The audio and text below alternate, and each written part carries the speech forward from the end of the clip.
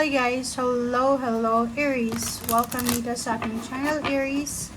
Alamin natin kung anong messages, vibration, gabay energy para sa lating Aries. Ito ay general reading para sa lahat. Is full moon energy para sa lating Aries. Ano ba yung guidance? Ano ba yung energy na para sa atin?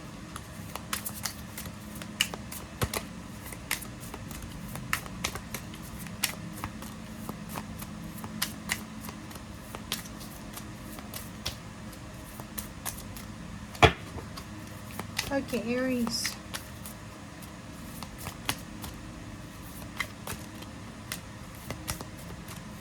Ano ba ang guidance na pwede mong makuha?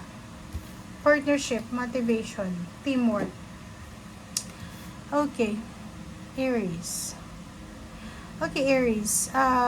Yung first two cards mo na to is parang it's a manifestation card para to sa'yo. So, nakikita ko sa'yo dito na posibleng may isang tao na gustong makipag-collaborate sa'yo. Isang tao or group of individuals sila sa team na posibleng lalapit sa'yo para hingin nila, Aries, yung cooperation mo.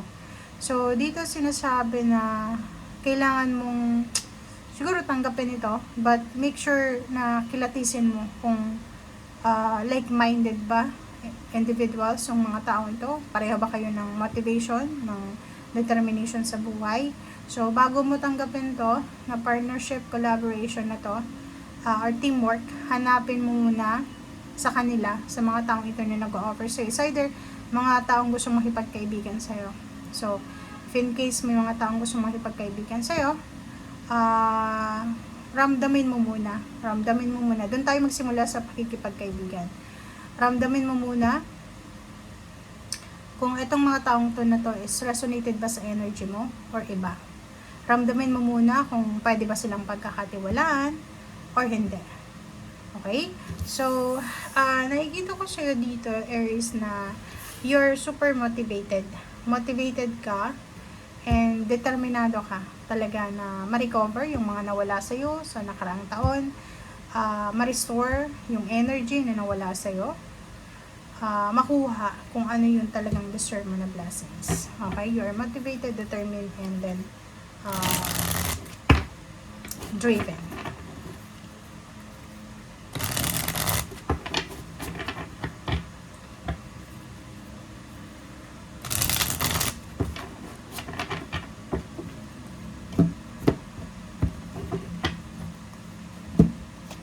Okay, so Hangman, wow. So yung Hangman na to, it's a confirmation na you are determined talaga na ituloy, you are motivated na ituloy yung mga bagay-bagay na hindi natuloy sa'yo. Like for example, pag-aaral. Parang gusto mong bumalik sa pag-aaral kahit na nasa 30 plus ka na or 40 plus. So nakikita ko dito sa'yo, marami kang nakahang na plano na posibleng ituloy mo na talaga. Okay, mga nakahang na plano to. Yung nakahang na plano na posibleng ituloy na. Five of Swords, meron ka din ditong mga parang kinakapitan or yung hindi mo binibitawan. It's either yung mga plans or goals mo sa buhay na mga unrealistic na kailangan mo nang i-let go. Okay? Siguro matagal mo na siyang matagal lang dapat i-let go pero hindi mo ma-let go kasi yun yung comfort zone mo. So, nakikita ko starting this January, maglalakas loob ka talaga. Nakakatakot siya na i-let go, pero nakikita ko sa'yo dito na handang-handa ka, you're determined. So, be careful but follow your intuition. So, kung ano man to, huwag nang matakot. Harapin mo. Okay? Mag-ingat ka kasi pwedeng Aries ma-involve ka sa mga competition, sa pag-aaway. Pwedeng ma-involve ka sa battles, parang ganun. Pag-aaway to. So, mag-iingat ka. Ingat ka dito. Ten of Cups, isang family celebration, family success, family victory, isang homecoming ang posibleng mangyari.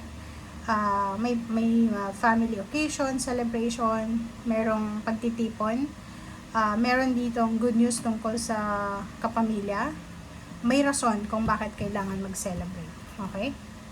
So, Eight of Pentacles, nakikita ko yung iba sa inyo dito, Aries, na nakafocus yung iba sa kanilang trabaho. Okay? Yung iba nakafocus sa trabaho, sa negosyo, or sa financial. Nakafocus sila sa pagkakakitaan nila. Reverse yung the Three of Swords. So, sinasabi ng barahan na wala kang oras para sa mga negativity, wala kang oras para sa mga stressor na yan, wala kang oras para sa mga issue, kasi ang focus mo ngayon is pera, ang focus mo is trabaho, kumita, okay, makapag-ipon. Okay, so kung ano man tong tinatrabaho mo sa ngayon, merong progreso, merong victory and success, recognition, awards, rewards, prosperity and abundance na matatanggap ka. So, meron ditong Aries na posibleng makaka-receive sila ng offer from long distance or near lang ng trabaho. Okay? So, offer ng work or offer ng career. So, nakikita ko sir dito na kailangan mong pag-isipang mabuti to.